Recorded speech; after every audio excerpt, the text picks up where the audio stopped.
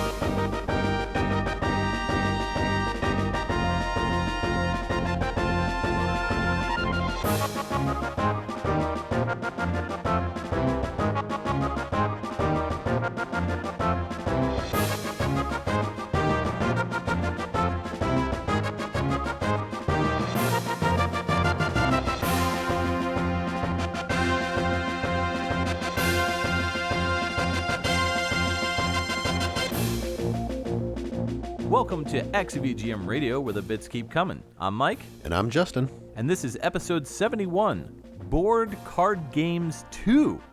Yes. Not Ice Electric Boogaloo. Just yeah, no. No subtitle this time.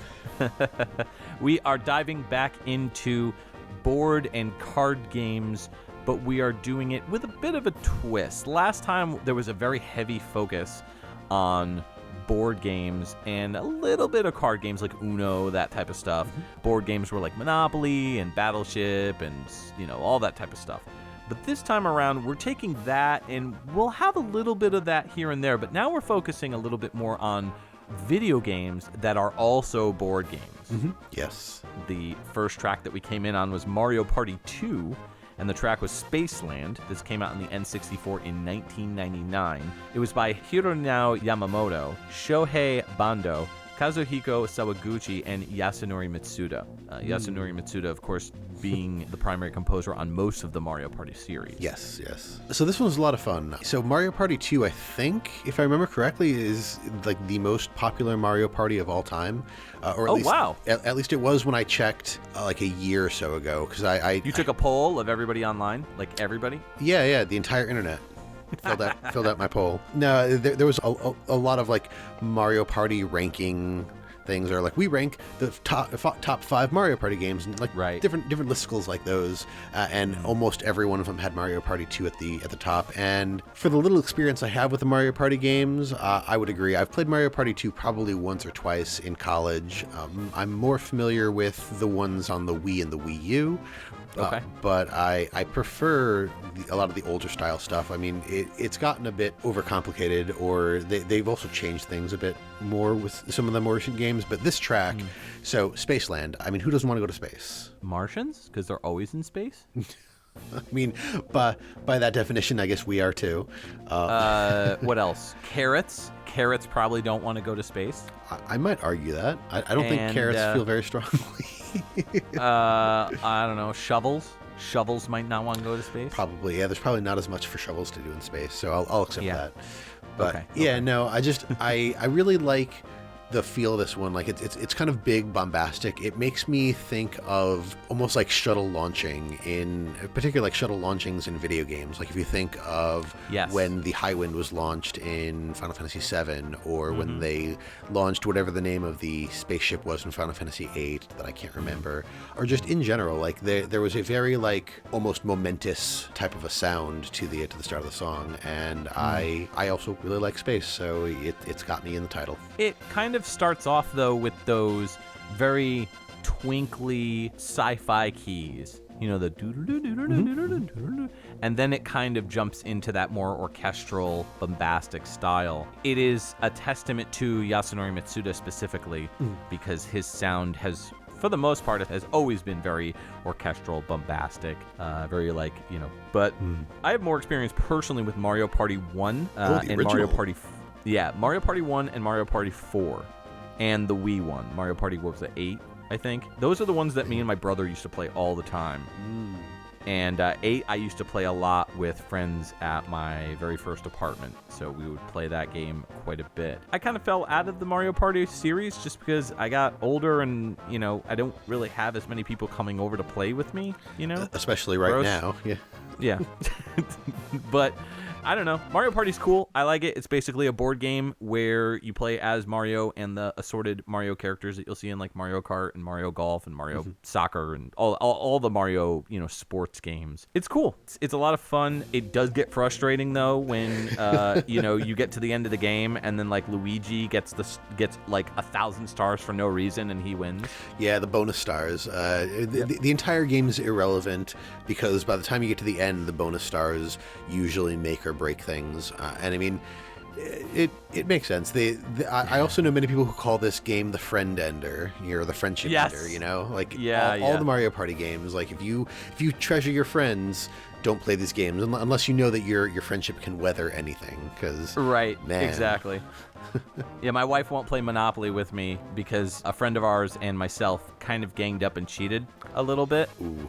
So I definitely would not be able to play Mario Party with her because she would, you know, she would lose it if like we got to the end and she was like, "What the heck? Daisy stealing all the stars?" You know. So, and then Daisy would just be like, "I am Daisy." You know, that's how it would go. Anyways, composers real quick. Hironao Yamamoto started off with Team Innocent: The Point of No Return in 1994. Did the first Mario Party as a programmer and also Bomberman Online in 2001. We're going to talk a little bit about them a little later as well. Kazuhiko Sawaguchi started off with Team Innocent: The Point of No Return. They have a similar line of tracks here. I'm going to pick something random. Front Mission in 2002 and Gravity Rush 2, they were the synth programmer. So that was in 2017. Yasunori Mitsuda, I mean, dude's done everything. Final Fantasy V, he did the sound effects. That was his first game. Legaia 2, Dual Saga, 2001. He's pretty much the primary composer on the Chrono series, Chrono Trigger, Chrono Cross. We talked about him a lot during the Chrono Trigger episode with Singing Mountain. But he's also the composer on the Xenoblade series, Xenoblade Chronicles and Xenoblade Chronicles 2, which he also did tracks with Yoko Shimomura on. Shōhei Bandō also has quite a lot of games that they've done. Vertical Force in 95, Saturn Bomberman 96, a bunch of the Mario parties, Bomberman 2 in 2008. Their latest game was Nikolai's Pencil Puzzle in 2011.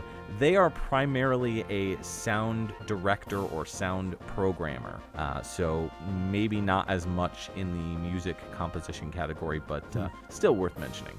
I'm interested in what you have to start us out with, so let's slide on into that. Yeah, so let's hit it off with our first track that wasn't the intro track. Slay the Spire is the game that I've picked. It came out on all the modern systems pretty much in 2017. The track's called Exordium, and it's by Clark Aboud.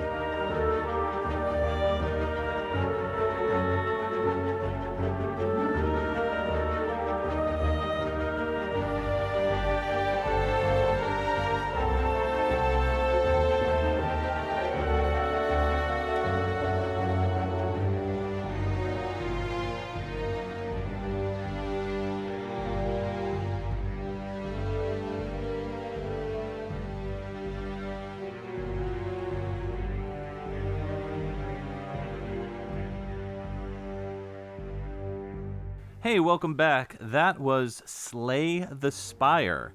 This came out on the Switch, the PlayStation 4, the Xbox One, Windows, Mac, and iOS devices in 2017. This track was called Exordium. It's by Clark Aboud. Yeah, this... What do you think of this one? I feel like this is likely what we are going to see fairly commonly throughout this episode, because remembering back to the first time we did board and card games, there was a lot of, like, not to write it off, but like kind of like elevator music, like real kind of chill stuff. And this topic, but we're doing things slightly differently. So like this track was definitely not what I would have expected from, you know, what we did last time. It was kind of creepy at times, which I liked. Overall, I got like a real like Tim Burton, Danny Elfman-esque kind of feel from this track, which you know, brings me back to like Corpse Bride and Nightmare Before Christmas and stuff like that. And I really liked it. Like it was just not what I was expecting from a card game soundtrack. That's interesting, because I got a more Lord of the Rings kind of... I got cinematic, so I'm on board with you there, but I didn't get like the la la la la la la la that's like in every Danny Elfman kind of song. A lot of his songs are very swirling, like a lot of like swirling orchestral moments. This was more like very staccato, dun dun dun dun dun dun dun dun dun. It was very like slow and creepy, but it built up to something that wasn't really swirling. It was more like a strong tone and very like battle-esque. I got more like battle-oriented music. Yeah, so as you're talking about it, I realized like I referenced two movies that are probably the worst two movies for me to reference in conjunction with this song, because you're absolutely right. This is not Nightmare. This is not Corpse Bride. What I do think it goes up against is Beetlejuice. Like think of the music from Beetlejuice, and that was the same duo, and you've got a lot of like you've got some swirling stuff, but you got the like dun dun dun dun dun dun dun dun dun. Like that's true. Yeah, so that's true. Yeah. Anyways, this game, Slay the Spire, it's inspired by deck building card games. So it's not actually a deck building card game in the sense that you can go to the store and buy it, like, you know, collectible card game or whatever. Right. It's inspired by deck building games like Dominion, as well as the collectible card game called Netrunner.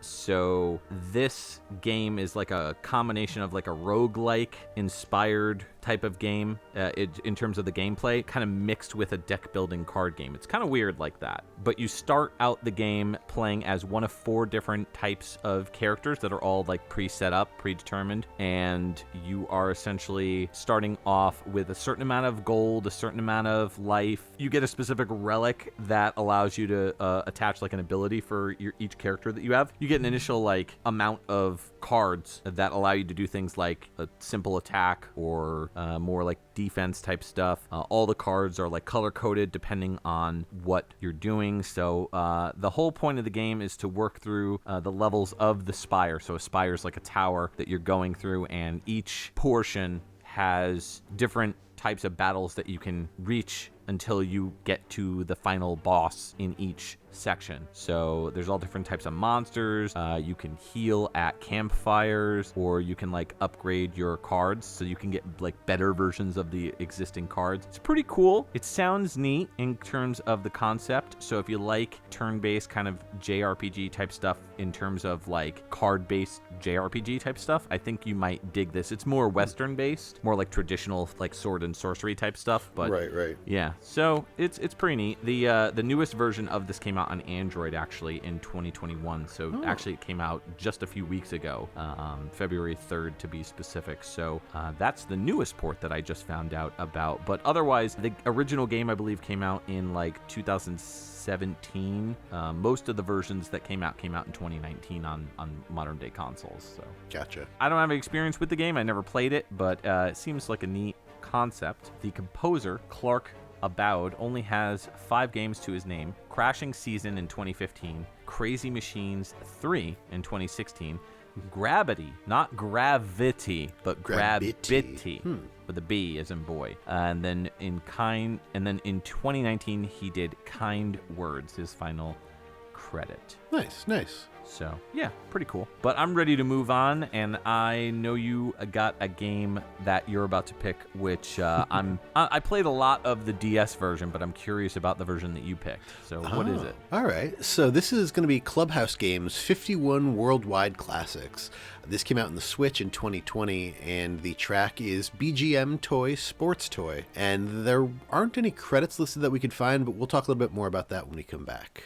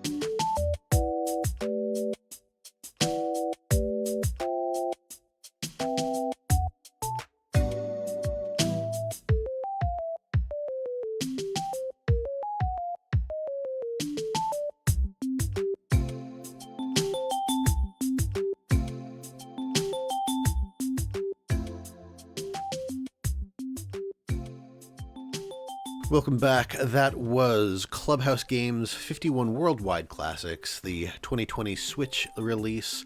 The track was BGM Toy Sports Toy, and we couldn't find any credits listed for it, but Wikipedia actually lists Chemi Ishii, also known as Masayoshi Ishii, as well as Toshiki Aida. So we'll go with that because I like giving credit to somebody. Sure, for sure. First off, the title, BGM Toy Sports Toy. Like, what? I don't know. That's what I found on the OST. Yeah. If it goes by another name, I didn't find it. So a lot of the names of the tracks were weird, like either repetition of like the first two tell you like what section of the game it's in or something. But yeah, there's a lot of tracks in this game soundtrack, and they're all pretty laid back like this one. They range in a lot of different styles. I think the toy sports section, or whatever area it was, there's a lot of stuff that sounds kind of like minimalist robot-y, like not that the track is robotic, but there's a lot of like beeps and like electronic sounds in it. So it's just sort of the theme of that section of the soundtrack. But that's also one of the things that I really like about it. Like I just kind of enjoy the laid back, easygoing rhythm, and just having like these beeps and whatnot from something that's not chip tunes, not like the bleeps and bloops that we listen to in the NES and the SNES. It's very clearly something more modern and clean. I got a very strong Hip Tanaka vibe from this track. Oh, yeah. Actually, there's a couple sections that remind me almost of like the Mii music or the Miiverse music type stuff. I was going to say kind of like a combination between like maybe Metroid and like the Mario Paint music. It's very like lo-fi minimalist kind of, but it also has kind of a chirpy, chippy kind of vibe to it too, with those like robotic sounds. But I was digging it. It's definitely a good track to play like something with the Clubhouse games. I really loved the DS version of Clubhouse Games. I played it quite a bit when it first came out. But tell us a little bit about Clubhouse Games and why you picked this track. So I picked this track because this is actually a game that's on both my wish list and my wife's wish list. We're waiting for it to go on sale because I can't remember how much it is right now, but it's just one of those things, like there's a lot of games in it and it does look really good, but I just don't want to pay full price for it. Yeah, the Clubhouse Games, even when the initial one came out, it was like, for the DS, it was like a full price game, and I was kind of like, I don't know if I want to pay full price for just, simple card and board type games, Yeah, I mean, there's a lot in it, though, so I think you have to unlock some of them, or maybe it's just, you can get a demo, and you can play, like, a very limited version of this, but there are 51 games in the actual larger game. Some of the ones that I found kind of interesting that I don't really see all the time. There's a Japanese card game called Hanafuda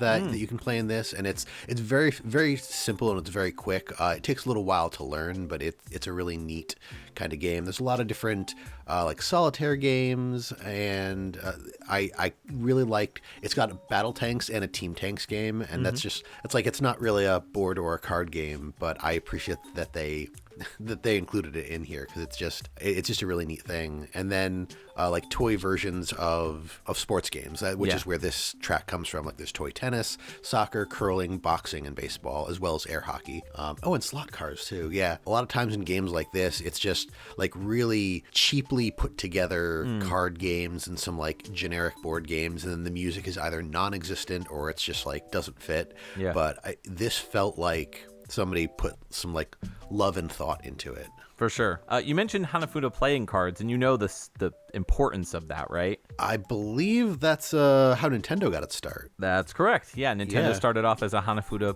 playing card company. Right. Yeah, there's some pretty cool games in here. I like Mancala. I like the fact that Mancala's in there. That's really cool. Stuff like, checkers, dominoes, 4 in a row, chess, backgammon. You've got all billiards, golf, bowling, darts, all those toy games that you mentioned, a bunch of versions of solitaire, like Mahjong solitaire, Spider solitaire. There's also piano, which is, I guess, just playing a piano. Yeah. I also like that they have, like, you can play Speed, the card game, as well as Chinese checkers. Like, I don't see Chinese checkers that often these days. Speed, the card game, of course, based on the movie Speed. One person plays as Keanu Reeves, the other person plays Dennis Hopper. Is Sandra Bullock? Or Dennis Hopper, or Sandra Bullock, maybe like a third, player, It's co-op, the Keanu and the Sandra Bullock have to team up. Exactly, yeah. Absolutely. Oh, there's one other thing I wanted to mention. The golf courses in the golf game are recreations of the 9 holes from Wii Sports, which they themselves were inspired by golf for the NES. Kind of neat. Huh. Yeah. That is really cool. Good to know. Yeah. So these assumed composers, like I said, Chami Ishii, also known as Masayoshi Ishii, started out doing music composition way back in 1992 with Ginga Ojo-sama Densetsu Yuna, and has been pretty active ever since. Virtua Striker 2 in 1999, they were sound creator on that. Sonic Rush in 2005, as well as Devil Kings in 2005, they did music on that. Cooking Mama in 2006, Cooking Mama 3, Shop and Chop in 2009. More recently, you've got Mario Party 10 in 2015 and Super Mario Party in 2018, as well as Cooking Mama Cookstar in 2020. Cool. And then Toshiki Aida started out in 2009 doing guitar on Wii Cheer 2, and then has done a number of Nintendo properties since then. Mario Party 9 in 2012, Wii Party U in 2013, Mario Party 10 in 2015, and then Super Mario Party in 2018 is the most recent credit. All right, well, it looks like we are getting a call on the caller request hotline. Let's go ahead and take a call. Janine, pass that over to us, please. XVGM Radio, who's this and what can we play for you? Hi, you want a power pellet? A power pellet? Is this Pac-Man? No. Do you want an energy drink? Energy, like a monster? I could probably go for a monster. No. That's not what I mean. I mean an energy drink. To get you energy. I thought we were on the same page, but it sounds like we may be talking about different things. Who is this? My name's Eddie. Eddie. Oh, okay. Yeah, this is Mega Man, right? Oh, no, Eddie, I think you have the wrong number. This is XVGM Radio. No, I did it again. Oh. Yeah, we're a radio station, but did you want to request a song? Yeah, sure, why not, I guess. Play Cold Island from Wiley and Route No Rockboard. That's Paradise. Okay, bye! That was sudden. Okay, yeah. I didn't think he could dial a phone. He doesn't have hands. Yeah, that means he dialed either with his mouth or his feet, and that's just gross. Yeah. Anyways, he wants to hear Wiley and Wright No Rockboard, That's Paradise, which came out on the Famicom in 1993. This is the Mega Man board game, video game. This track is called Cold Island, and it's by Yuki Iwai.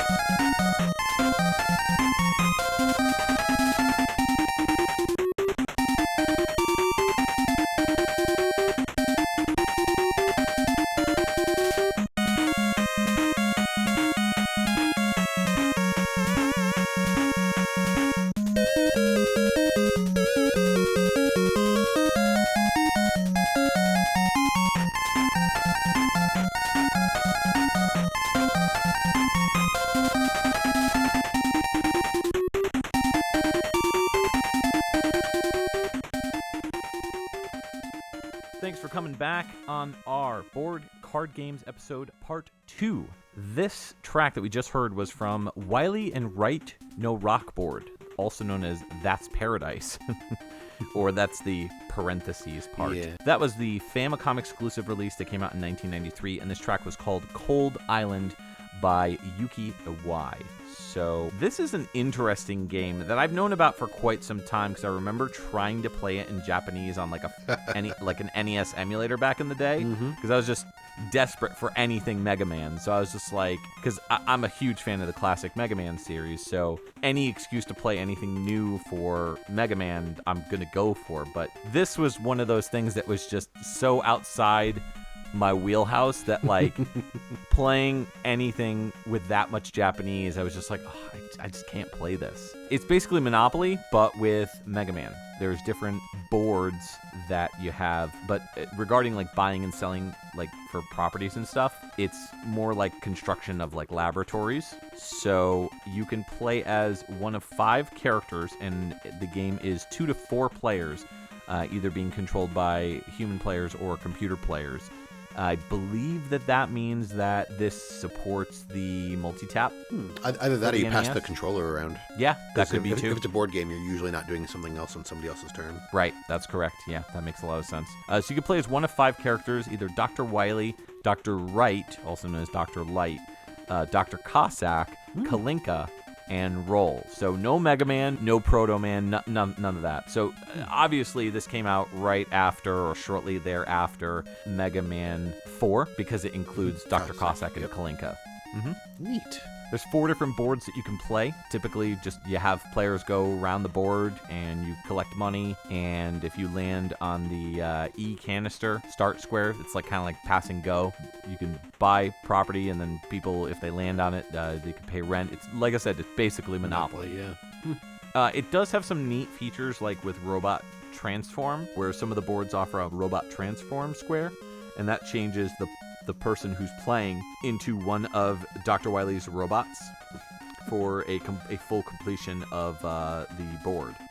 So, for example, depending on which robot that you get, they'll do different things to the board. Like, for example, Gutsman will destroy, like, if he lands on a laboratory, he'll destroy it. Shadow Man will steal other players' cards. Dustman steals rent. So it's pretty neat. I mean, it's a clever concept. I don't know if there's a translation for this. I think there might be now, but if not, this should get something. What do you think of the track? The track was really neat. When it started, I was just like, this doesn't sound like a Capcom track to me.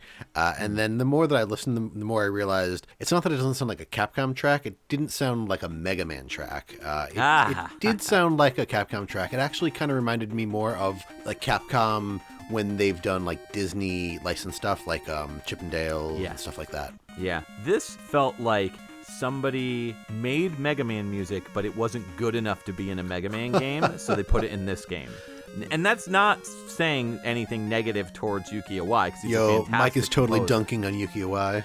No, I love Yuki Iwai. He did the Mega Man X2 soundtrack. That's like my favorite Mega Man X soundtrack. Confirmed right here. Mike said he hates Yuki Iwai.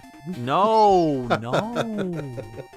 Yeah, no, I got you. Yo, Yuki, if you're listening, I love you. Anyways, Yuki Iwai, may as well talk about him. He started off with Gargoyle's Quest 2 in 1992, and then the year right after he did this, and then he did Street Fighter 2 Turbo music design, so not composition, because that was Yoko Shimomura. Followed it up with games like Mega Man X, Mega Man X2, Goof Troop, Aladdin, he did the arrangement on, Tech Romancer in 98. He's done a ton of stuff for Capcom. But at some point in time, after the year 2000, when he did Spawn and the Demon's Hand and Project Justice, he left Capcom and ended up doing stuff for IREM with like R-Type Final, R-Type Command in 2007, and R-Type Tactics 2 Operation Bitter Chocolate in 2009. I swear that's the real name of the game. It's a PSP IREM tactics-based RPG R-Type game.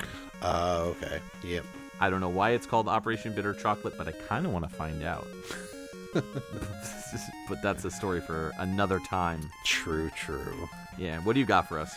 I am coming up with a game within a game that became its own game. This is Gwent, the Witcher card game, which was the card game from the Witcher series, which actually got its own full game release in 2017 on the PS4, the Xbox, and Windows. The track is called Northern Realms, and the composers on this are P.T. Adamczyk, Mikolaj Stroinsky, and Marcin Pribilowicz.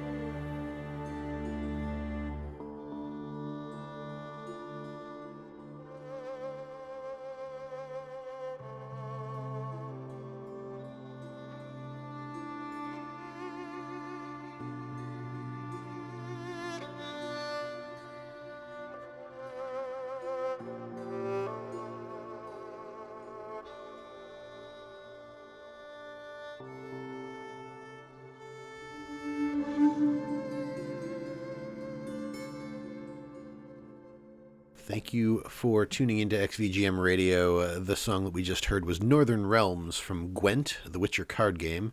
It came out in 2017 on the PS4, Xbox One, and Windows, and was composed by, and I apologize now for both my previous butchering of the names and what I'm about to do, P.T. Adamczyk, Mikolai Stroinsky, and Marcin Prblewitz. Yes. Totally. That's as good as it's going to get. There's too many consecutive consonants. You totally just pulled an army of darkness right there. Klaatu, Barata. Marcin. Yeah, there you go. Yes. I am very sorry. I did not prepare for the episode by practicing the name, and that's really the issue. I should have prepared, and I didn't. So you caught me with my pants down. That's it. No more cookies. Go to your room. All right. Anyways, this was a very Irish, Scottish thing. I got a very Eastern European, but more specifically Ireland, Scotland kind of sound. It had that kind of, I don't know what that instrument is. I don't think it's a hurdy-gurdy, but it very well could be. That very I don't even know what you would. I don't know how to explain what that instrument is. I assume that the primary instrument here is violin, but there could be hurdy-gurdy stuff in there with some of what was being done. But overall, it felt like violin to me. This track kind of reminded me of our previous artist that we spoke to a while ago, Lucia Larezza. Oh, yes. Yeah, that makes a lot of sense, yeah. I feel like this would be right up her alley for a nice cover. It felt very warm. It also felt very emotional. And it was it was short, too. So it got done what it needed to get done in a relatively quick amount of time, which I appreciate. Yeah, I don't think, if it went on longer, I don't think it would be able to accomplish much more. So I think it's good that they kind of put the kibosh on it when they did. But yeah, it was a cool track. You may want to correct me if I'm wrong, but doesn't a lot of the Witcher music kind of sound like this? So probably. So the thing is, I've played the first hour or so of the first Witcher game. I haven't touched the second Witcher game, and I have a number of hours in the third Witcher game, which is actually where the card game came from. So Gwent was introduced in the Witcher 3, The Wild Hunt, and it was very simple and popular enough that they decided to make a full game out of it. I have only played Gwent once or twice. You have to play it once at least for a story quest, and then I think I played it a second time, and I'm not very good at it. It's not complicated. It's only 3 rounds. The game goes really quick, but it's you have a deck of 25 cards, and you pull, I think, a hand of 5 or 7 each, and then you play a card and your opponent plays a card, and that's a round, and then those resolve, and then you do that 3 times. And it's very, very randomized because, like I said, you're picking out of a deck of 23 or 25, and it really just comes down to there's no mana or anything like that. You're not tapping to play something. You just play whatever the best thing in your hand is to do whatever you need to do, and it's all up to luck of the draw. It's not super difficult. There is strategy involved, but the strategy is limited to what you have. So it's a huge luck aspect. I have not played the standalone Gwent. I've only played it in game, and they've actually made a few changes to it over the years. One of the expansions, Thronebreaker: The Witcher Tales, changed a few things about the card game. I'm not going to get too deep into it because I'm mostly going to be either reading off of Wikipedia or talking out the side of my mouth. Because I'm not super familiar with all of it. I just know that the Witcher game is fun. Gwent is a neat game. It's just your card game or your side thing in a bigger game has to be really neat to get me into it. Final Fantasy VIII, I was really into Triple Triad. I was wondering if you're going to go there. It's funny because as soon as you picked this track, I was like, oh man, why didn't he pick Triple Triad? That would have been perfect for this. And I love that track too. Triple Triad is one of my favorite songs on that soundtrack. Nice. So I'm saving it for a rainy day. Rainy day. Yep. I'm curious if you play as the characters playing the card game. Are you playing as what's his name? The Witcher, Geralt. Geralt. Yeah. I only Yes, know yeah. I only know that from Soul Calibur 6, so I haven't played any of these games. So You should watch the series. The series is really good. I've heard it's good. It's on Netflix. But yeah, so in the game you play as Geralt and Ciri. You switch off at times. Oh, okay. And yeah, and when you play the game, like there are certain people. I can't remember if they have a picture over their head or what it is, but you can tell. Oh, when you talk to them, I think there's an option to like you want to play a game of Gwent. Oh, okay. So it's you against random NPC or specific NPC, whoever it is, whatever it is that you're doing. Oh, okay. But So that's how it is in Witcher 3, but Yes. there's most likely like a separated vibe that you'll probably have for Gwent for the actual separate game. I'm sure you're not walking around like challenging people. It's more likely just a card game and like you're passing it around and, you know, playing. Yeah, I believe you're just like in a lobby and you can find games, you can set up games with your friends, kind of like on the first board and card games episode I played from Uno on the Xbox, PS, like it's all over the place. So the three composers on this should be pretty quick. P.T. Adamczyk started out with this game, the Gwent, the Witcher card game, in 2017, doing the music on this, doing music on the expansion Thronebreaker, The Witcher Tales in 2018. They did some arrangements on Far Cry 5 in 2018, and their most recent composition is for Cyberpunk 2077 in 2020. And then we have Mikolaj Stroinski started out doing music on The Vanishing of Ethan Carter in 2014 and went on to do a lot of music. Mousecraft in 2014, The Witcher 3 Wild Hunt and all of the expansions in 2015 through 2017-18. Composition on Sniper, Ghost Warrior 3 in 2017, Attack of the Earthlings in 2018, and most recently Metamorphosis in 2020. And then finally we have Marcin, who started out doing music on Zuvet Endangered Animals in 2008.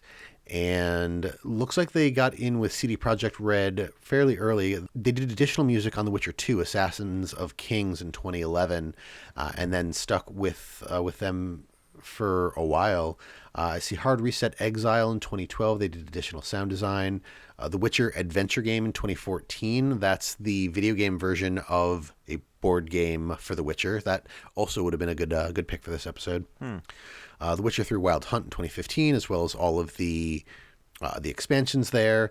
They are listed as the principal composer on Soul Calibur 6 in 2018, and most recently they were a music director for Cyberpunk 2077. Most likely this Soul Calibur 6 credit is most likely for Geralt for his theme. Right.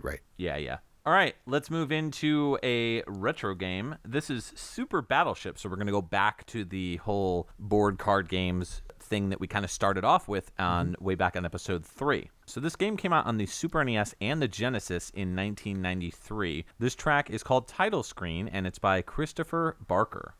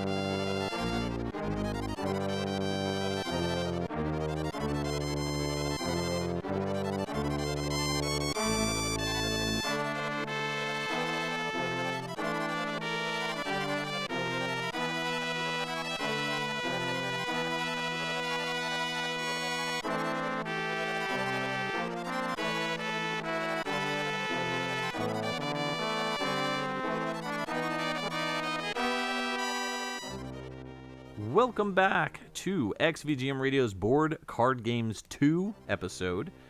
That track that you just heard was from Super Battleship, and that was the Super NES version of the game. It also came out on the Genesis in 1993, same year as the Super NES.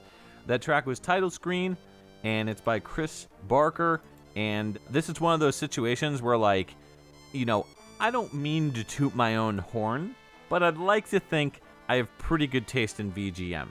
And This track, I remember I heard it, and I was like, yeah, this isn't bad, and I was kind of half hearing it, but listening to it again, man, this is not good. It's like all the notes are like way off. And I'm really trying not to insult the composer because, I don't know him, and maybe he was going for something specific that I just don't recognize. But it sounds like somebody who didn't know tone and didn't know how to use the right notes.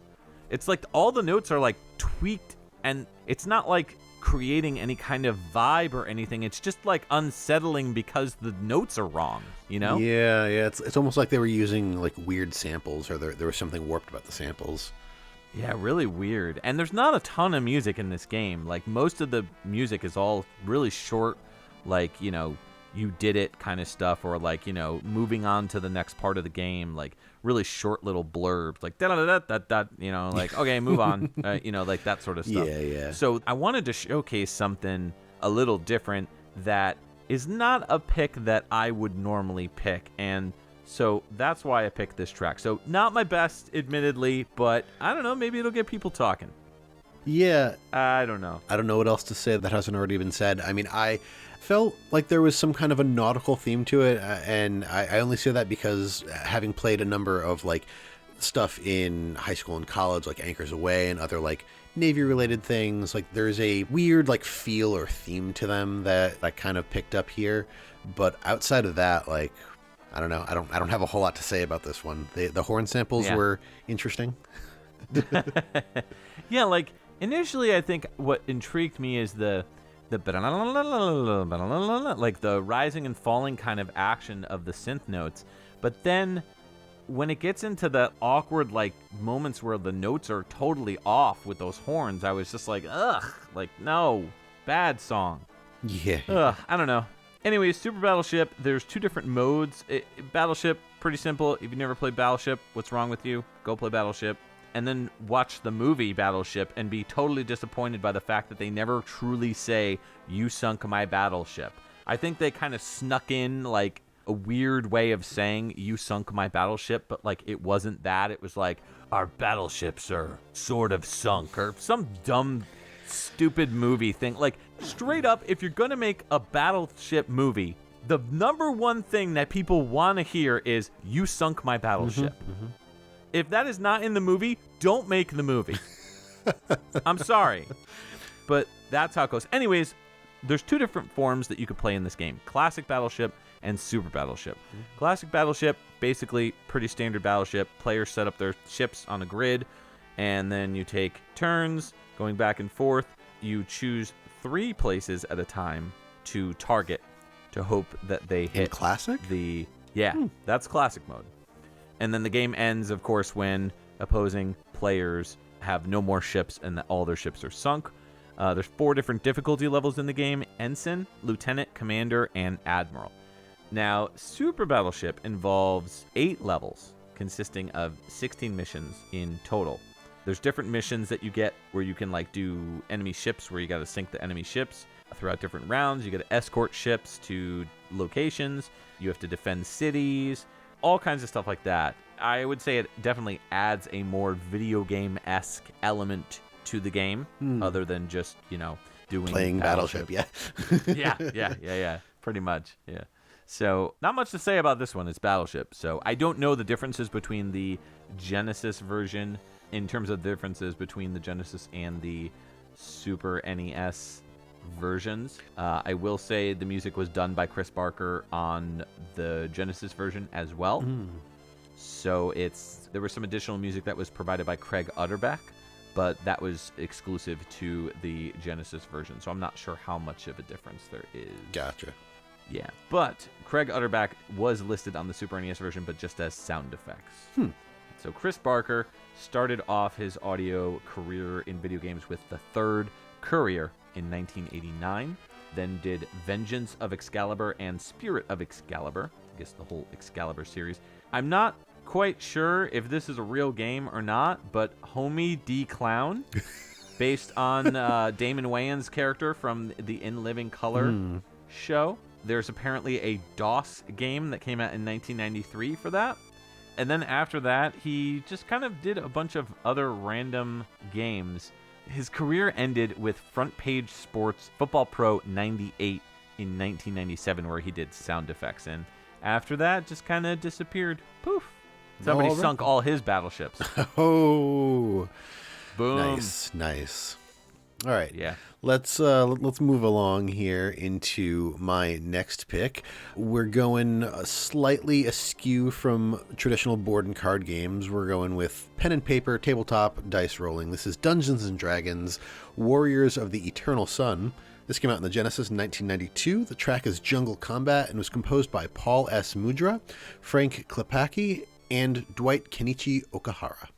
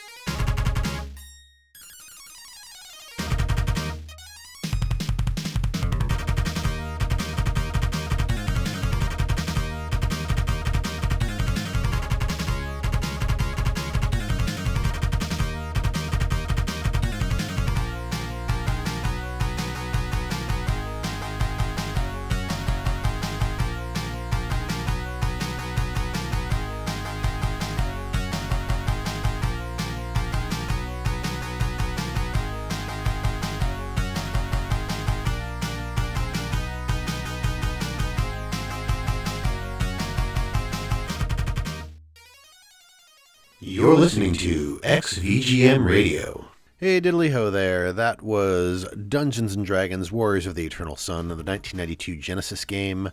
The track was Jungle Combat, and it was composed by Paul S. Mudra, Frank Klepacki, and Dwight Kenichi Okahara. That was dope. I liked it. Yeah, I particularly like the opening section that gets repeated a couple times with just like the and then like the crazy runs. Solos. Yeah, crazy guitar solos. And I liked two things about that part.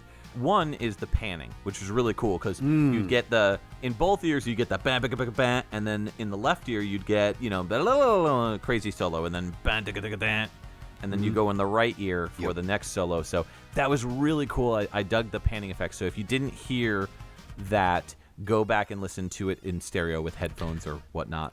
Absolutely, yes. Yeah, no, and I like how the second one does the ding, ding, ding, ding, and then there's just like a ding. And then it does it's just this weird little sting. This just really tickled my fancy. It was just super catchy. Unfortunately, from what I hear, the game is not. It's not catchy? Yeah, the game didn't go over all too well. Right. So this is an RPG. It's a Western RPG based on, obviously, the Dungeons & Dragons role-playing games. This came out in the early 90s, so if they were basing it on any of the actual pen and paper stuff, it was likely Advanced Dungeons & Dragons 2nd edition, because I don't think 3rd edition came out until like the late 90s. In this game, you play one of 4 characters, and the characters are built similarly to how you would build them in the tabletop game. They have all the stats, strength, dexterity, constitution, charisma, intelligence, and wisdom. So you create a party of 4 characters, and you can pick from the classes of cleric, fighter, magic user, thief, dwarf, elf, and halfling. Yeah, this definitely is not 3rd edition. Magic user is a really old school term. This might be based off of first edition D&D, actually. Oh, wow. But yeah, that's right. And dwarf is a class, not a race. Oh, so that's real old school D&D. Okay. So the story is that Duke Barrick's army is at war with a goblin army, and as the goblins are, attacking his castle, a tear opens up in the sky, and everybody is transported to this alternate reality where there's a red sun, the castle sitting in the middle of these cliffs, and then as this party of adventurers, your job is to go out into this strange world and find clues as to where you are and how to get back home. And go to Denny's. And ultimately go to Denny's. Right. But it looks like an interesting game. The music is far better than the reviews, so... Yeah, there's about 29 tracks in total composition-wise, but I dig it. It's a good track, and it kind of makes me want to check out the game, but, most reviews for this game have been saying it's basically, not as good as superior titles like Phantasy Star or, the Final Fantasy, so... I don't know, maybe it's like a competent Western-style RPG, but from what I'm reading about this game, I guess the developers were not familiar with the tabletop version of the game, so I guess creating the game had to be very difficult for them, and they had to kind of make the game fit into the D&D rules based on the Sega Genesis's limitations for what they could do. I prefer the Dungeons and Dragons beat 'em up that came out from Capcom. Tower of Doom? Tower of Doom and Mysteria or whatever it's called. That's the second one. So, yeah. Cool. No, same. Those are fun games. I remember playing them in the arcades. Yep. But these composers, so Paul S. Mudras started out doing music composition in 1989 on Hillsfar. He was uncredited for that, but he went on to be credited as a musician in Nightmare on Elm Street. Did a couple different D&D related things. Eye of the Beholder, as well as Eye of the Beholder 2 in 1991. They did sound effects and some character gen stuff. Dune 2, The Building of a Dynasty in 1992, they were a musical lead. In 1999, they did Dune 2000. They did audio direction on that. Their last music credit appears to be Monopoly in 1995, but their last audio credit is for Command & Conquer Remastered Collection in 2020. They did audio direction. And then we have Frank Klepacki, started out doing music composition on Eye of the Beholder 2, The Legend of Darkmoon in 1991. They did a lot of work along the same lines as Paul, actually. I'm seeing a lot of the same things here. Dune 2, Dune 2000, Blade Runner in 1997 they did composition on. Yeah, he's known as the Command & Conquer composer. He's done, a ton of those, so good stuff there. Yeah, all the way up to Command & Conquer Red Alert 3 in 2009, and then as well they did audio direction on Command & Conquer Remastered Collection in 2020 along with Paul. And then Dwight Kenichi Okahara started out doing music composition on Battletech, The Crescent Hawk's Revenge in 1990, and then again followed very much the same line as the other two, doing a lot more sound design and sound effect. But their last music credit is also Monopoly in 1995, and the most recent audio credit is for sound effects in, again, 2020's Command & Conquer Remastered Collection. Nice. Let's move into another Sega system. This is the Dreamcast release for Sonic Shuffle. So very similar to Mario Party, which we'll get into after the break. This came out in 2000, and the track is called Space Encounter, and it's by Hironobu Otsuki, Ryo Fukuda, Takeo Suzuki, Yoshitaka Hirota, and Kazumi Mitomi. Here we go.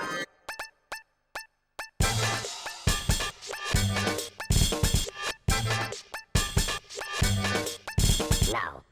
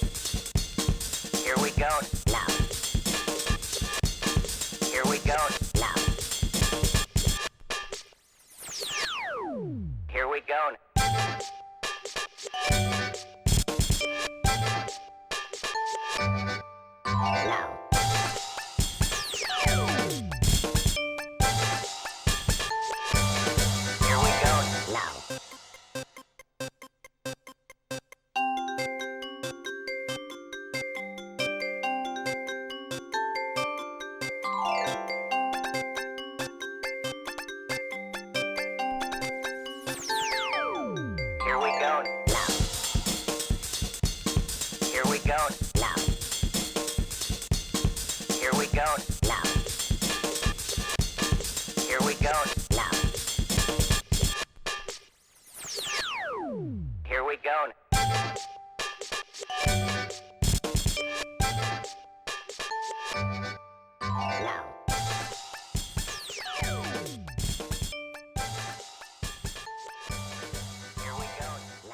Thanks for joining us back on episode 71. That track that we just heard was from Sonic Shuffle, which came out on the Dreamcast in 2000.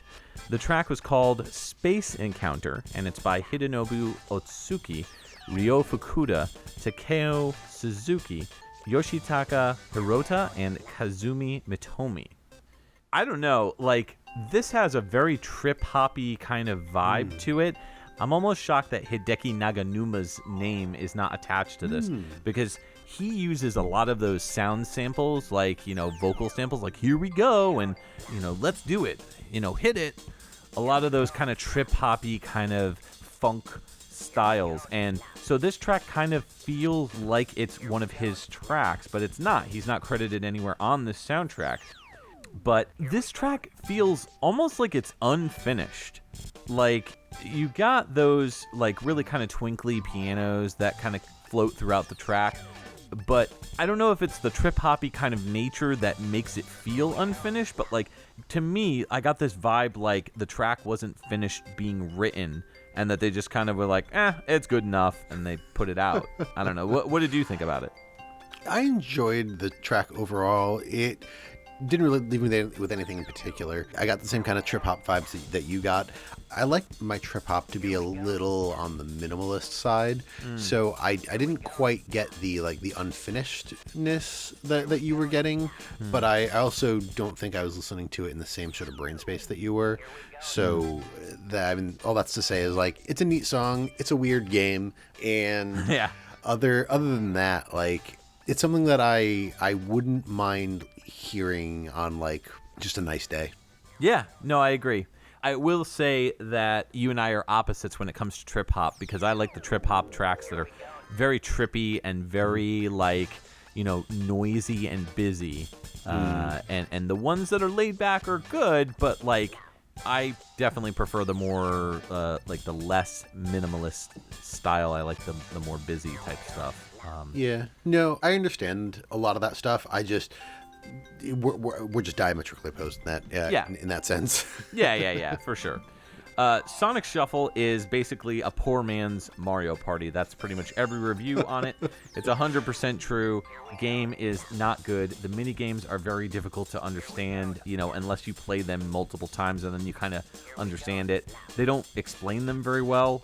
The point of the game, story-wise, is there's this fairy that you're trying to help retrieve these things called the Precious Stones to save her planet or world called Imaginary World, and you're trying to save that from Void, who is the game's bad guy. You can play as Big the Cat, E102 Gamma, Supersonic, and you can also unlock Chow. Those are the more obscure characters. Aside from that, you could also play as Sonic, Tails, Knuckles, and Amy. So, no Rouge the Bat, no Shadow. Nope. Yeah, no Silver, none of that. Well, Silver wasn't around anyways. Yeah, I was going to say, Silver was an abomination from another time. Right. There is a card that summons Dr. Robotnik, or Dr. Eggman as he's later called, who steals players' rings. You know, pretty much like when you get the Bowser card, or like you land on a Bowser spot in Mario Party and Bowser comes out and he goes, roar, and then he, you know, eats your babies. But, yeah, I don't know. It's like a garbage Mario Party. There's no other way to say it, I guess. It's a fever dream. Yeah. Yeah, I mean, this is when Sega was basically like, put it out. Put anything out. Nintendo did it? All right, let's put it out. Didn't go well, and this is one of the final games that came out for the Dreamcast in 2000, you know, shortly before they killed it in 2001, so... Yeah. Yep. Oh, well. But it did get assistance from the Mario Party team. Basically, they jumped on and were like, hey, this is how you make the game. And then Sonic Team was like, what? You do this? And then they ruined it. So, basically. Yeah. Oh, well. So But the music's not bad, so. yeah, no, the tunes are good. I just wish that the game was better because Yeah. I'd like to hear the music while I'm playing the game, but I don't want to play the game. So, Hironobu Otsuki was the first composer that we mentioned. Started off with Tobal No. 1 in 1996, and then they were basically taking on a more like production type of career with Bomberman 64: The Second Attack, Sonic Shuffle in 2000, and Final Fantasy 9 in 2000. They were quote-unquote manipulator. Ryo Fukuda only has 3 credits: Sonic Shuffle, Shadow Hearts, and Shadow Hearts Covenant. Again, manipulator and sound manipulation. Takeo Suzuki, this is his only game. Nice and short and sweet with that. Yoshitaka Hirota has a much larger soundtrack listing, starting off with Live Alive in 1994, then moved on to do games like Final Fantasy III, Seiken Densetsu 3, and several other high-ranking Square games like Super Mario RPG, Final Fantasy VII. They were the primary composer on Shadow Hearts Covenant. Final credit is Romancing Saga 3 in 2019. I think that is a re-release credit. Anyways, it looks like we are getting another call, this time on our Patreon hotline. So we should go ahead and get them over here so we can play their song. All right, so Janine, go ahead and forward the call over for our Patreon pick. Caller, you are on the air. What can we do for you? Hey, Dad, do you think we could request a song from XVGM Radio? Sure, Anson. What'd you have in mind? I'm thinking something from Ida Duki. How do you say that? Itadaki. Right, Itadaki Street DS. Something I clearly haven't heard of before. Much less pronounced. Sounds good to me. Which song? How about the entirely unexpected Super Mario RPG remix featured in that game? Fascinating choice. Wherever did you come up with that? You wrote it down it just came to me. Hey, whatever works. Great choice, though. Nintendo was loath to even acknowledge that game existed after Square left them in the late 90s, and especially once Paper Mario became a thing. I know, right? I flipped my lid when I learned it was in there. Thanks, XVGM Radio. Aw, That is That- adorable. that is lovely. Well, That's the cutest call we've ever had. Absolutely. Thank you, guys. Thank you, Jordan and Anson Davis, our patrons, for calling in and requesting Itadaki Street DS. Obviously came out on the DS in 2007. This track is called Hello Happy Kingdom, and it's the arranged version of that track. It's also known as the tutorial theme, and it's originally composed by Yoko Shimomura.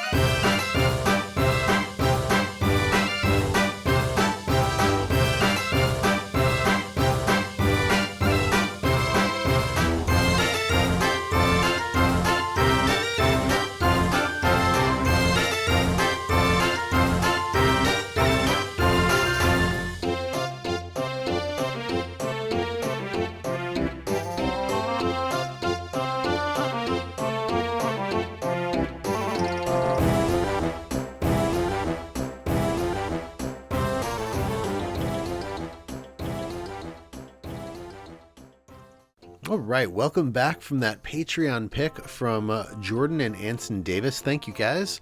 That was Itadaki Street DS on the DS in 2007. The track was Hello, Happy Kingdom. It was arranged. It was also known as the tutorial theme. And the original was composed by Yoko Shimomura, and we believe this version was arranged by Koichi Sugiyama. Koichi Sugiyama is the composer for these Itadaki Street games in general, though we couldn't find one for this one, so we're making assumptions. Yeah, I mean, the Dragon Quest series is also involved in this, because it's basically Dragon Quest and Super Mario Brothers combined into a board game, which you'll tell us more about. But Koichi Sugiyama is the primary composer on Dragon Quest, so it's weird to think that he arranged this track, just because I'm so used to his very Dragon Quest bombastic style that trying to wrap my head around him arranging Yoko Shimomura's track is just like mind-boggling to me, but I like this arrangement. It's really fun and energetic. Not that the original wasn't, but I guess with newer hardware, it really brings to life the track a whole lot more, in my opinion at least.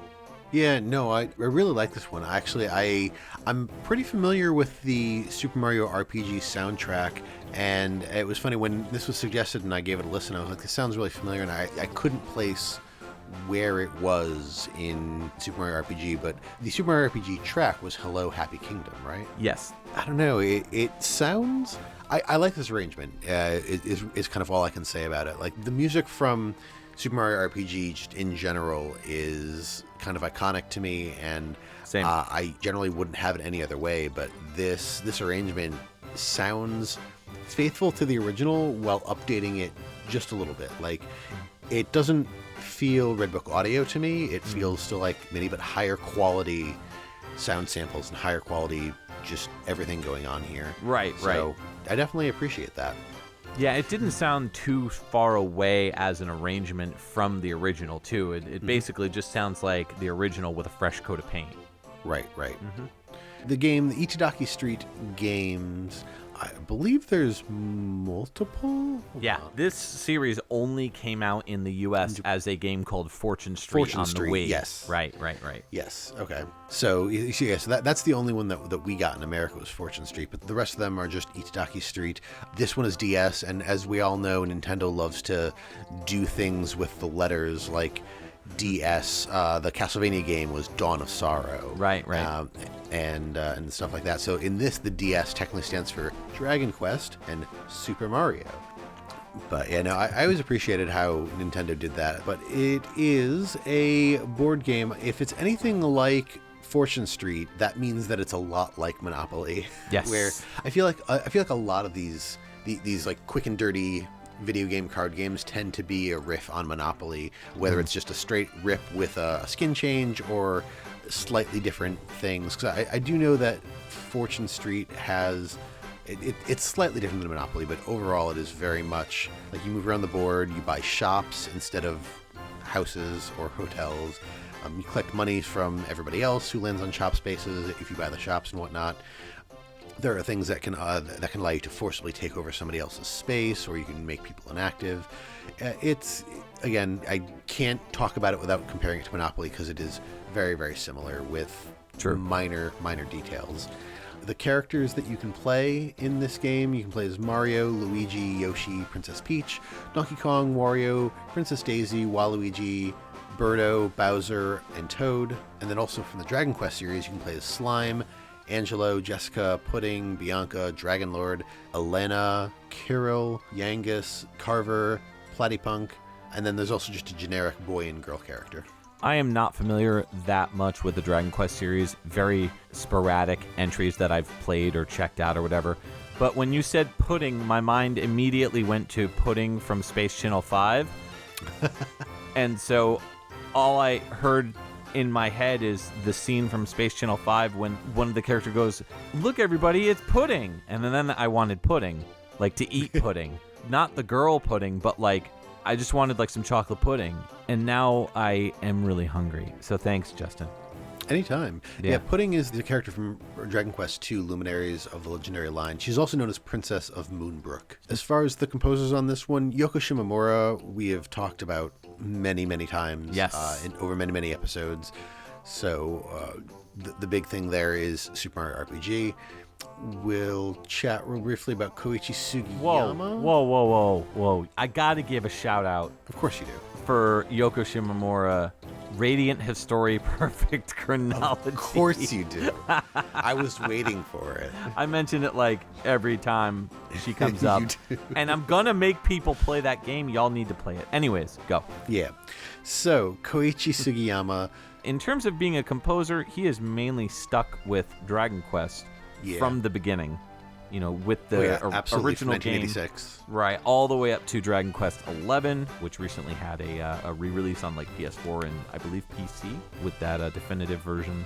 But he also did like a lot of anime too. He did like Cyborg 009, Magical Knight Rayearth. He did Gatchaman the movie. Like he's done a bunch of stuff, and even video games like outside of Dragon Quest. He's done a lot of the Shiren the Wanderer games, like EVO, The Search for Eden. Yeah. That's a great game. That is a Super NES game that is very expensive, and I believe is done by Enix, right? Mm-hmm. Published by Enix, yeah. So that makes sense because Square Enix. Here's my last pick: Battleship, Connect 4, Sorry, and Trouble. This is a collection of those 4 games that came out on the DS in 2007. This is the Sorry in-game music, and it is by Mark Cooksey.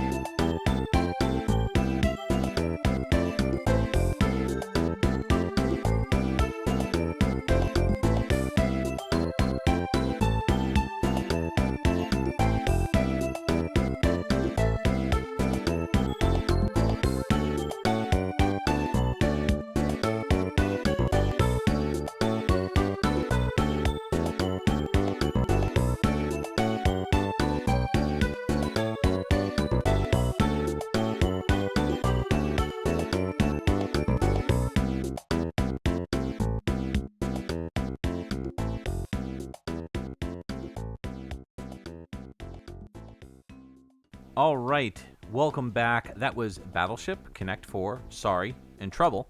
Specifically, it was Sorry's in-game music. It came out on the DS in 2007. And this track was by Mark Cooksey. And it definitely has that Mark Cooksey kind of floaty, relaxed vibe, kind of mixed with this like jazz muzak kind of elevator music. I was just going to say, this is going back to kind of the elevator music stuff that I was talking about earlier in the episode, and I really dig it here. Like, this was Sorry in-game, so I haven't played Sorry in so long, I'm trying to remember. Like, so Sorry is the one with the little pegs, and you can, like, if you land in the same space as somebody, you send them back to the start? Right, and then you have to say, sorry! Yeah, and look at them all like, I'm a jerk! Yeah. Like, yeah. That's apparently in the rules. Yes. You have to do it all nasally and sound right. Yeah, sorry, and then look at them like, ugh, I'm 12 years old, like, just like that. Yeah, buck teeth and everything. So, yeah, you have to get all your pieces home before any of the players. So, yeah, it's a Hasbro game. It's based on a Indian cross and circle game called Pachisi, actually, which I did not know until today. No, Pachisi. Oh, geez, that's confusing. Yeah, Pachisi. So, okay. Kinda neat. Yeah, Sorry has had a few games here and there in terms of video games, but it's almost always as part of like collections. Yeah. With these other games that we're talking about. But I haven't played this one, but I mean, you know, it's a collection of video game board games, so it's I thought it was cool. I dug the muzak jazz aspect of it.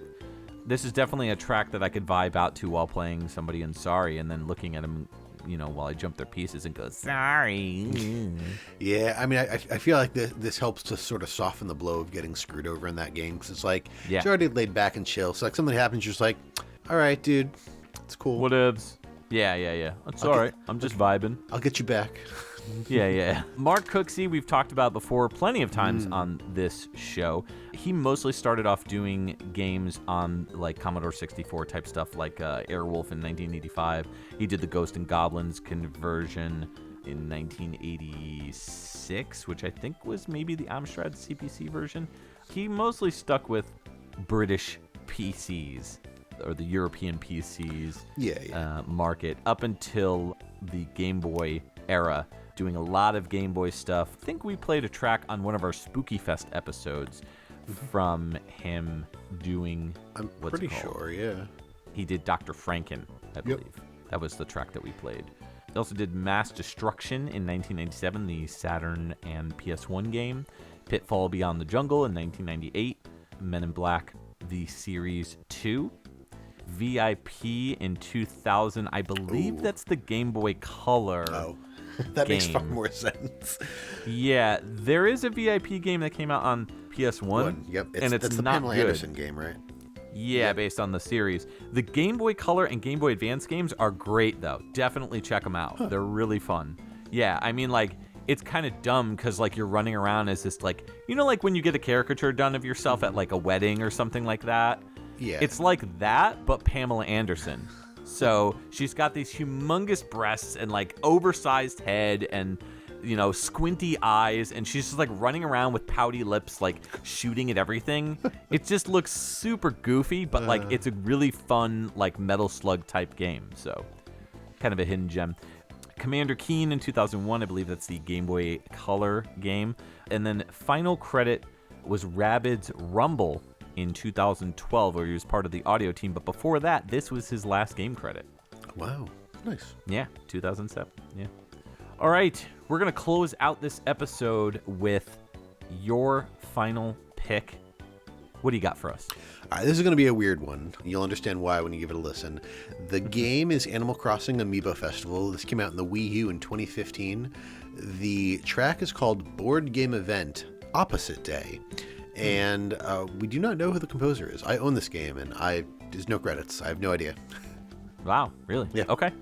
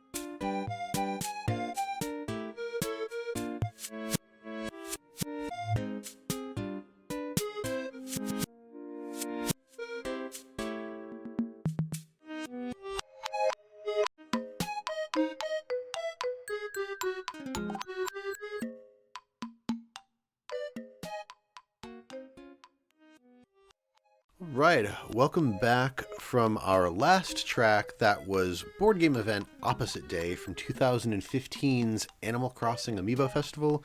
That came out in the Wii U, and we don't know who did that. Billy. Billy did it. It might have been Billy. Yeah. Or maybe it was Bimmy. Yes, it was maybe Bimmy. No. This, I mentioned this during the break, but like this episode produced some really weird, wonky picks.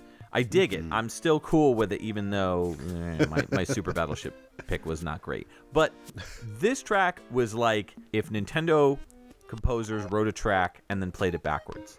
Yeah, more or less. Like So when I decided I wanted to play something from this game, I went to try to grab the composers and everything, and I had a lot of trouble finding them. And then I was like, well, maybe it's the Animal Crossing composers. So I looked up Animal Crossing composers, and there's a few of them. And so like I really couldn't nail down who it could have or might have been. The music in the game sounds kind of like a lot of the other like Miiverse and Nintendo Land and kind of like Hip Tanaka type music. Yeah. So I can't say for sure who it is or isn't, but I do know, because I tried this, I took this track and I put it in Audacity and I reversed it because I was like, I want to hear what the original sounds like. And guess what? There's parts that are backwards and forwards regardless of how you do it. So if you play it backwards, there are still things like that sound. You can tell that they're reversed sounds. Wow, that's weird. So it's like they wrote parts of the track forwards and then they wrote parts of the track reverse and then they just threw them all together so that way you couldn't play them backwards, and that's weird. What I think they did is I think they took another track and they put it backwards, and then they were like, it already sounds weird as it is, but they were probably like, it sounds way too weird. Let's change out some of the sounds and place certain sounds forwards in this backwards song. So it just, no matter how you play it, there are sounds that you can tell that are backwards. It's really neat. It's really quirky, kind of like this game. Yeah. Have you played this? Yeah, actually. So I am 99% sure I played this with you and your wife. Yes. Yeah. I was going to say, I can't remember who we played it with. We played it with a number of people. I did not like it.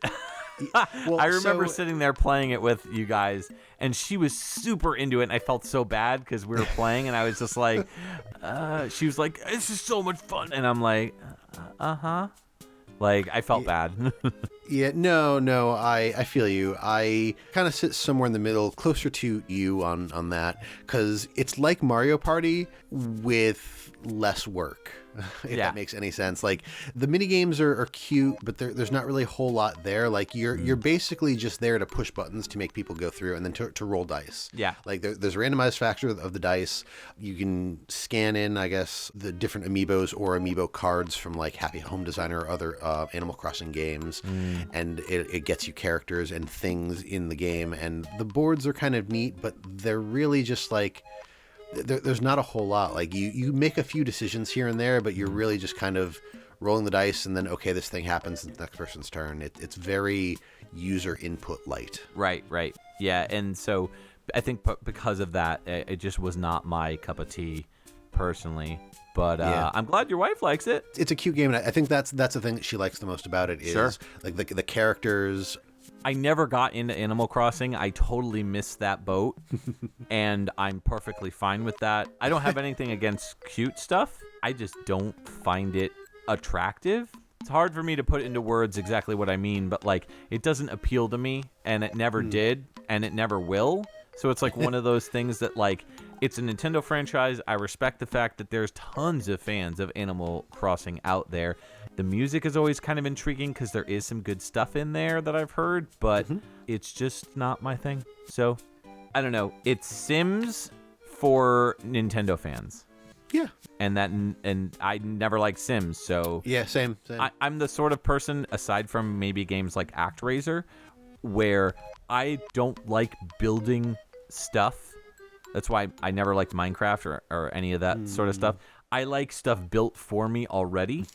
To me, video games are like reading a book, in the sense that the book is there. You open the book, you read the already pre-written story, and when you finish it, you're like, that was great, or whatever, that was tasty. Or it's like a meal.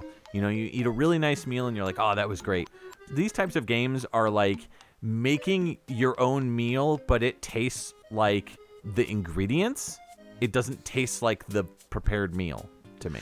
Okay. So, yeah. It's a shame we don't have specific composers for this. If anybody does know the specific composers for this track, feel free to let us know. You can email us at xvgmradio@gmail.com or shout us out on our YouTube video for this episode. Put a comment in there and we'll credit you for whoever the composers are. Or hit us up on Twitter or Instagram either. I mean, Yep. we're XVGM Radio there, and you can absolutely slide into our DMs. Yeah, for sure. Yeah. All right, so now's the time when we pick our favorite tracks of the episode. And, I'm going to go with Dungeons & Dragons, Warriors of the Eternal Sun, which is no Nice. surprise. Nope. I really did like a lot of these other tracks. That Wiley and Wright track is great. Slay the Spire is great. I loved your Clubhouse Games track, too. But yeah, your Dungeons and Dragons track for sure. That really caught my ear, and I was like, "Whoa, that's really exciting and fun and energetic," and that's my jam. Although I gotta say, if I had a follow up, like second pick, I'd go with the Patreon pick for Itadaki Street DS. Yeah. No, that's fair. I think we're actually in more or less the same place here. I was going to also pick the Dungeons & Dragons Warriors of the Eternal Sun track. Nice. Following that up maybe with Gwent and then Itadaki Street. Not Super Battleship? Shocked. Oh, well. Yeah, no, definitely not. Okay. That's fair. Totally fair. They can't all be gems. No. So, we'd like to take a moment to thank our Patreon patrons, without whom this show's continued improvement would be impossible. They are Alex Messenger, Cam Worma, Chris Hart, Dan Lawton, Jordan and Anson Davis, Kung Fu Carlito of the Heroes 3 podcast, Scott McElhone, Chris Myers, The Autistic Gamer 89, Bedroth, Brad Austin, Chris Murray, Jeremy Rutz, Llama Adam, Marcus Stewart, Nathan Cooper, Matthew Hanola, Nick Davis, and Ryan McPherson. If you would like to become a patron, you can sign up at patreon.com/XVGM Radio. There you can see the different tiers as well. Just $1 gets you a thank you and access to our monthly live shows. You can visit our website, xvgmradio.com, where you can listen to all the episodes and learn more about your hosts, as well as any of our guests or composers that we've had on the show. If you'd like to reach out to us, you can always email us at xvgmradio@gmail.com. If you like what you've heard, please consider giving us a review on iTunes. You can join our Facebook group and chat with other VGM lovers at www.facebook.com/groups/XVGM Radio, where we talk about everything from current game news to sharing awesome VGM tracks or just talking about the podcast itself. You can also find us on Twitter and Instagram. Our handle on both those sites is @XVGM Radio. If you don't have any other social media or just want to try something unique, check us out on our Discord group chat. Links in the show notes. All right, coming up in 2 weeks, Justin, we're coming back for episode 72, and we're bringing a guest. What are we doing? We are. So we're going to be taking a look at some games from a particular company known as Vanillaware. And they've had a few neat releases. We'll save any of that for when we actually do the episode, because there aren't enough games for us to do one track from each game. Mm-hmm. So we're going to be doubling up a little bit, I think. Right. Yeah. We're also going to have, as you said, a guest on. We are going to be visited by Pragmatic. Yes, he's a YouTube buddy of mine and a super fan of the Vanillaware company. He has talked a lot about Vanillaware games on his channel. If you just type in YouTube Pragmatic, Pragmatik, that is who you're going to find. So his name's also Joey Hurst. You might be able to find him that way. But he does really funny reviews on video games, and I highly recommend checking him out. His stuff is very underrated, and we're glad to have him on the show coming up. It's going to be a lot of fun, and he knows a ton about these games, so it'll be enjoyable to hear him gush about his love of Vanillaware. Yeah, no, for sure. Mm-hmm. All right, so this is Mike. And Justin. Signing off for XVGM Radio. Thank you, Jordan and Anson Davis, our patrons, for calling in and requesting I can't even say it. Itadaki. Itadaki, yeah. Dragon Quest, and Super Mario. So I always enjoyed. I was gonna say like Dice Sucker. Like Good, great. Moving on. You get to roll the dice. Like, come on, roll the dice, sucker. Like that sort of thing. Okay. Yeah. Cool. I want to know more about this game that came out in 1991 called Jesus 2. Jesus 2? You never saw the sequel to Jesus? No. You haven't lived, my friend. Clearly. There's mechs. There's hot robot babes. This is a bit ironic, but there is a character in that game called Pudding. But it's just a woman made of pudding. So, yeah. All right.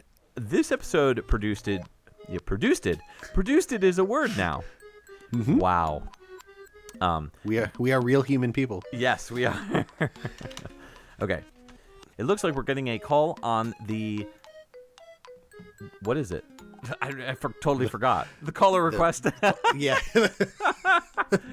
Whoops. What's that blue phone for again? Yeah. Whoops. All right, let me start over.